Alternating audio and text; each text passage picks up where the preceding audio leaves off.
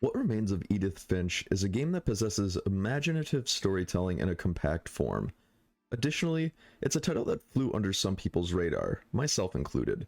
However, as the credits began to roll, I came away with a satisfying tale about a family and their unfortunate legacy that suits those looking for a compact story.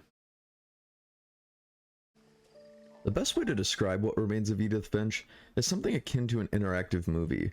You play as a young woman named Edith Finch and is the last surviving member of the Finch family. Years have passed since her and her mother have left their family behind, and now Edith is enduring a homecoming to uncover her family's history and why her mother was so hell-bent on keeping it a secret from her.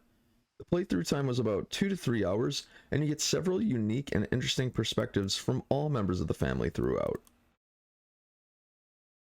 What Remains of Edith Finch is a game that thrives in simplicity. There were no collectibles, cutscenes, or load screens through the entire playthrough.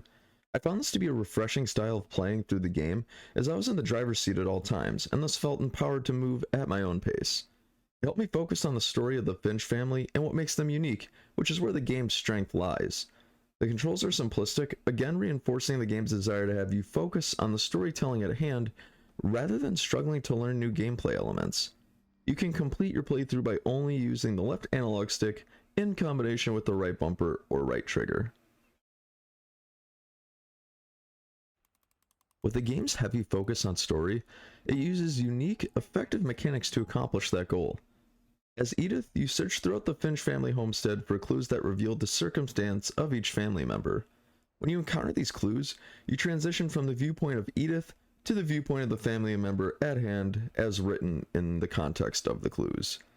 This makes for unique storytelling because you're not actually playing as each member of Edith's family, but rather, you're playing as what Edith imagines each member of the family was like based on the clues she's reading or examining. We get to see Edith's imagination at work and how she imagines their family, giving us a fully omniscient view of how she is coping with discovering each piece of it. Although the simplicity of the game can be viewed as reinforcement for the story, it made the gameplay feel empty, bland, and repetitive. The number of times I used the right bumper to examine a clue or open a gate became monotonous after a while. In essence, you repeat the same tasks over and over again throughout the entirety of the game. On a positive note, the game does employ a couple breaks in gameplay where you are fully immersed in the environment of the clue you're examining, rather than the house that you're exploring, which is a welcome change of pace.